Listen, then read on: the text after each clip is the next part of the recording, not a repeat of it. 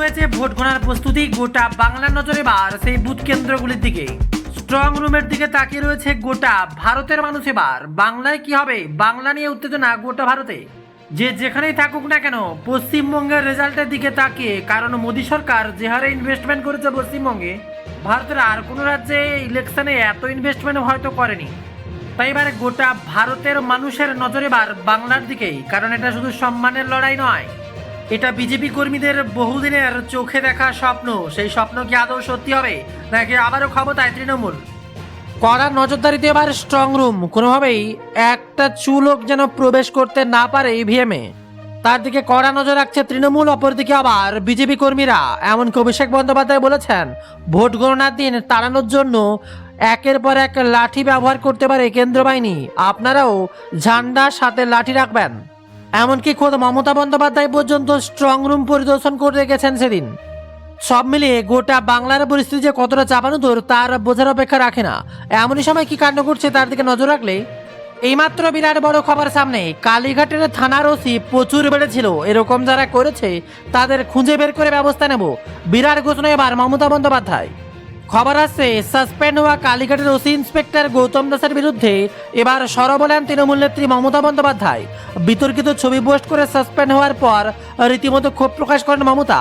এ প্রসঙ্গে মমতা বলেন, কালীঘাটের ওসি প্রচুর বেড়েছিল, মহিলারা লুকে দাঁড়িয়েছিল, আজ সে সাসপেন্ড হয়েছে।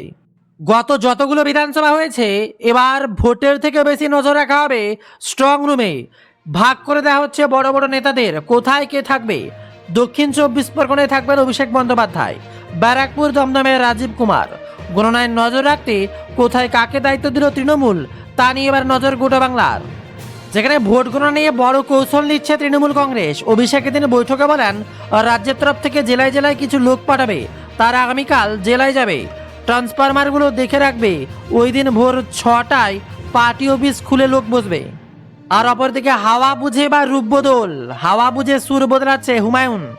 কোনো মতে এবারে বিজেপিকে সাহায্য নয়, তৃণমূলকে শর্ত দিলেও আম জনতা পার্টির নেতা। খবর আসছে ভোট মিটতেই সুর বদল হুমায়ুন কবিরের। আম জনতা উন্নয়ন পার্টির প্রধানের দাবি, বাংলায় ত্রিশঙ্কু বিধানসভা তৈরি হতে চলেছে। আর তার বক্তব্যতে কুপকাত, বিরাট বড় আপডেট, সরকার গঠনের চাবিকাঠিও তার দলের হাতে থাকবে বলেই দাবি করছেন এবার হুমায়ুন কবির। আর অপরদিকে মমতা বন্দ্যোপাধ্যায়ের বিরাট বড় বার্তা, আমি না বললে রাত 2টো বাজলেও গণনা কেন্দ্র ছাড়বেন না। এক্সিট পোল বাংলায় বিজেপি সরকার গঠনের ইঙ্গিত দেওয়া হয়েছে, তবে উচ্ছ্বাসিত না হওয়ার বার্তা দিলেন বঙ্গের বিজেপির প্রাক্তন সভাপতি তথাগত রায়। এক্সে লিখলেন, ভোট গণনা এখনও বাকি আছে, তাতে চোরের দল কি চেষ্টা করবে আমার জানা নেই। 2021-এর কথা কোনোভাবেই ভুলবেন না। সিম্পাঞ্জির উপর পশ্চিমবঙ্গের বিজেপির দায়িত্ব ন্যস্ত ছিল, সেবেলা 12:30টার সময় আত্মসমর্পণ করে, এবার যেন সেরকম না হয়। আর অপরদিকে আবার নির্দেশ সিও মনোজের, দ্বিতীয় দফার ভোট মিটতেই দিকে দিকে অশান্তির খবর। ভোট পরবর্তী হিংসার উঠতে এবার নজরদারি বাড়তেই বাংলার মুখ্য নির্বাচন অধিকারী কেমনই দায়িত্ব মনোজ কুমার আগরওয়ালের। বৃহস্পতিবার প্রশাসনের উচ্চপদস্থ কর্তাদের সঙ্গে বৈঠকে বসেন বাংলার মুখ্য নির্বাচন অধিকারী। ভোটের পর যারা ঝামেলা পাকিয়েছেন তারা রাতেই তাদের গ্রেপ্তার করতে হবে, ভার্চুয়াল বৈঠকে নির্দেশ দেন মনোজ। তবে এবার ভবানীপুরের স্ট্রং রুমের পাহারা এবার বাংলার মুখ্যমন্ত্রী মমতা বন্দ্যোপাধ্যায়। বিকেলে ইভিএম পাহারার জন্য দলের নেতাকর্মীদের সতর্ক করে দিয়েছিলেন মমতা বন্দ্যোপাধ্যায়। সন্ধ্যায় নিজেই পৌঁছে গেলেন শাখাওয়াত মেমোরিয়াল স্কুলের স্ট্রং রুমে। 8 ঘন্টার বেশি সময় সেখানে বসে রয়েছেন তিনি। কারচুপি বা গোলমালের খবর না থাকলেও তৃণমূল নেত্রী নিজের সশরীরে পরিদর্শনে যাওয়ায় রাজ্য জুড়ে স্ট্রং রুম নিয়ে বাড়তি সতর্কতা ছড়িয়ে পড়ে তৃণমূলের সংশ্লিষ্ট কর্মীদের মধ্যে। এবার ভবানীপুরের স্ট্রং রুমের পাহারায় বাংলার মুখ্যমন্ত্রী মমতা বন্দ্যোপাধ্যায় তা যেন নজির করে দিলেন। আর এদিকে স্ট্রং রুমে তুমুল নিরাপত্তা। বুধবার পশ্চিমবঙ্গের দ্বিতীয় দফার ভোট গ্রহণ সম্পন্ন হয়েছে। আগামী 4 মে ঘোষণা হবে তার ফলাফল। পোলিং বুথ থেকে ইভিএম, ভিভিপ্যাট পৌঁছে গিয়েছে বিভিন্ন জেলার স্ট্রং রুমে। আঁতসারা নিরাপত্তার বলয়ে মুড়ে ফেলা হয়েছে ডিসিআরসি সেন্টারগুলো। এবার সিসিটিভির মাধ্যমে চলছে নজরদারি। স্ট্রং রুম পাহারা দিচ্ছেন কেন্দ্র বাহিনীর জওয়ান ও পুলিশ কর্মীরা। আশেপাশের এলাকায় 163 ধারা মোতায়েন করা হয়েছে প্রশাসনের তরফ থেকে। অপরদিকে আবার ভিডিও বার্তায় আত্মবিশ্বাসী মমতা। বৃহস্পতিবার বুথ ফেরত সমীক্ষা নিয়ে ভিডিও বার্তায় সে মমতা বন্দ্যোপাধ্যায় বললেন, আপনারা নিশ্চিত করে বলতে চাই যে টিভিতে দেখাচ্ছে গতকাল বেলা 1টা থেকে 8 মিনিটে বিজেপির অফিস থেকে সেই সার্কুলার জারি করা হয়েছে, টাকা দিয়ে বলা হয়েছে ওটা দেখাতে, জোর করে সংবাদ মাধ্যমে এটা করতে বাধ্য করা হয়েছে। আমরা 226 ক্রস করব, 230ও পেয়ে যেতে পারি।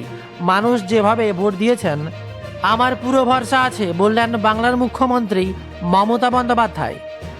অপরদিকে আবার স্ট্রং রুম নিয়ে বিতর্ক, উত্তেজনা বহাল। স্ট্রং রুমের নিরাপত্তা আশঙ্কায় সন্ধ্যায়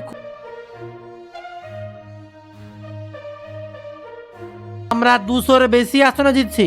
কাউন্টিং এজেন্টদের এবার কঠোর নির্দেশ মমতা বন্দ্যোপাধ্যায়। কোনোভাবেই যেন ভোট কেন্দ্রে কোনো কারচুপি না করেছে, যেমন ঠিক তেমনই যেন কাউন্টিংয়ের সময় কোনো কারচুপি কেউ না করতে পারে, তার দিকে নজর রাখছে প্রত্যেকটা দল। কাউন্টিং এজেন্টদের নিয়ে ভার্চুয়াল বৈঠকে ফের দাবি করলেন তৃণমূল নেত্রী মমতা বন্দ্যোপাধ্যায়। রাত 2টো বাজলেও কাউন্টিং সেন্টার ছাড়বেন না, কঠোর বার্তা মমতা বন্দ্যোপাধ্যায়ের। ভোটের পর এবার কাউন্টিং বা গণনা যে কতটা উত্তপ্ত হবে বাংলায়, তা বোঝার দেরি থাকছে না কারোর। তবে তার মাঝে আবহাওয়ার দিকে নজর রাখলে কলকাতা সহ দক্ষিণবঙ্গের বেশ কয়েকটি জেলায় ধেয়ে আসছে কালবৈশাখী, প্রবল বৃষ্টির আশঙ্কা, 70 কিমি বেগে এবার ঝড়ো হওয়া। রাজ্যের বহু জেলায় কালবৈশাখীর সতর্কতা, আগামী 2 থেকে 3 ঘন্টায় বজ্রবিদ্যুৎ সহ ঝড় বৃষ্টির সতর্কতা জারি করা হয়েছে। খবর আসছে দক্ষিণবঙ্গের হাওড়া, হুগলি, কলকাতা, 2 চব্বিশ পরগনা জেলায় ঝড় বৃষ্টির আশঙ্কা। বজ্রবিদ্যুৎ সহ মাঝারি বৃষ্টির সঙ্গে 30 থেকে 40 কিলোমিটার গতিবেগে দমকা ঝড়ো হাওয়া বইতে পারে, যার ফলে ভোটের গণনার দিনও বৃষ্টিপাতের আশঙ্কা থেকেই যাচ্ছে। তবে ভাবতে পারেনি মমতা বন্দ্যোপাধ্যায় এমন কঠোর বার্তা দেবেন। বাথরুম পেলেও দলের 2 জন না থাকলে উঠবেন না, চেপে রাখবেন। কাউন্টিং এজেন্টদের ক্লাস নেন মমতা অভিষেক, আর তারপরে এমনই নির্দেশ, বাথরুম পেলেও কোনোভাবেই উঠবেন না। শুধু এটাই নয়, অভিষেক জানিয়েছেন গণনা কেন্দ্রে কী কী করণীয় তার নির্দেশিকা সহ একটা ভিডিও আগামীকাল কাউন্টিং এজেন্টদের পাঠিয়ে দেবে দল। সেই ভিডিও দেখে নেওয়ার পরামর্শ দেওয়া হয়েছে অভিষেক বন্দ্যোপাধ্যায়ের তরফ থেকে। আর মমতা বন্দ্যোপাধ্যায় যে কতটা সন্দেহ করছেন বিজেপিকে, তার বলার অপেক্ষা রাখছে না। কোনোভাবে একচুল বিশ্বাস করতে পারছেন না এবার ইলেকশন কমিশনকে। খবর আসছে তিনি বলেন, কোনোভাবেই বাইরের খাবার কেউ খাবে না, বাড়ির খাবার নিয়ে গণনা কেন্দ্রে যান। কাউন্টিং এজেন্টদের বড় খবর, জর্দা খেতেও নিষেধ করেন মমতা বন্দ্যোপাধ্যায়। পান, জর্দা, কোনোভাবেই গুটখা খাবেন না, তাতে কেউ কিছু মিশিয়ে দিতে পারে। ভোটে জেতার জন্য তারা যা কিছু করতে পারে। এবার কড়া বার্তা মমতা বন্দ্যোপাধ্যায়।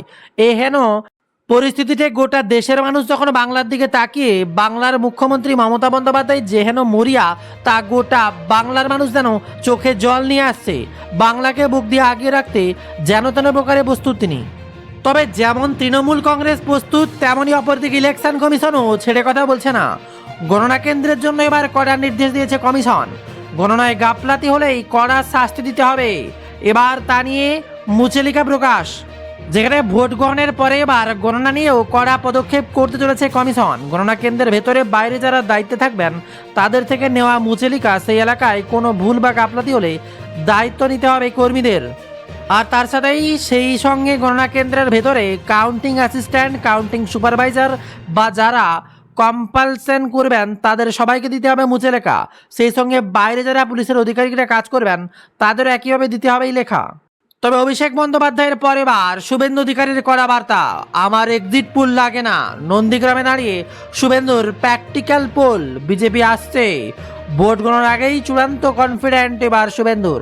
নন্দীগ্রামের মাটি দাঁড়িয়ে তার স্পষ্ট জবানি, আমার এক্সিট পোল লাগে না, প্র্যাকটিক্যাল পোল বলছি, বিজেপি আসছে। বাংলায় 2 দফা ভোট শেষ হয়েছে, নির্বিঘ্নে রয়েছে রেকর্ড ভোট গ্রহণ। এবার 4 মের অপেক্ষা, সেদিনই ভাগ্য নির্ধারণ হবে বাংলায়, পরিবর্তন নাকি প্রত্যাবর্তন। আর এই উত্তরের দিকে তাকিয়ে শুধু পশ্চিমবঙ্গ নয়, গোটা ভারতের নজর এবার বিজেপি এবং মমতা বন্দ্যোপাধ্যায়ের দিকে। কারণ গোটা ভারতকেই প্রায় টেনে এনেছিলেন মমতা বন্দ্যোপাধ্যায়ের ভোট কেন্দ্রে। ভবানীপুর থেকে শুরু করে গোটা বাংলায়, গোটা ভারতের হ্যাভিওয়েট নেতা মন্ত্রীদের নিয়ে এসেছিলেন প্রধানমন্ত্রী মোদী এবং অমিত শাহ। নন্দীগ্রাম, ভবানীপুর আর এই 2 হ্যাভিওয়েট কেন্দ্র থেকে বিজেপি হয়ে লড়েছেন বিধানসভার বিরোধী দল নেতা শুভেন্দু অধিকারী। দ্বিতীয় দফার ভোটের পরদিন নন্দীগ্রামের মাটিতে দাঁড়িয়ে শুভেন্দুর জবানি, আমরা এক্সিট পোল দেখার দরকার নেই, এক্সিট পোল আমাদের লাগবে না, প্র্যাকটিক্যাল পোল বলে দিচ্ছি, বিজেপি আসছে।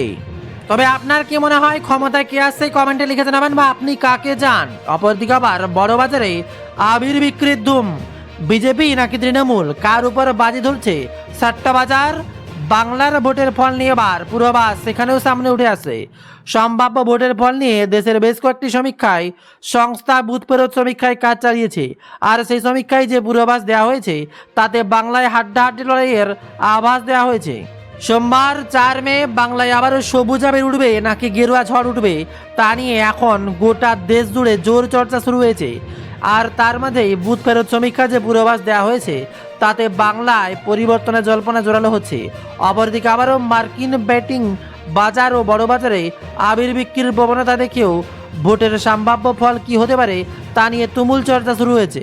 তবে ক্ষমতায় যে আসুক আর একবার দেখে নেব কি বলছে সমীক্ষা, যেখানে চাণক্য নীতি কি বলছে, ম্যারিটেজ কি বলছে, পিমার্ক কি বলছে, প্রজাপল কি বলছে, একের পর এক সমীক্ষাগুলো আর একবার আপনাদের সামনে তুলে ধরবো কাকে কে ক্ষমতায় রাখছে। টুডের চাণক্য বলছে 192-এর উপরে পেতে পারে বিজেপি, তৃণমূল 100-র উপরে।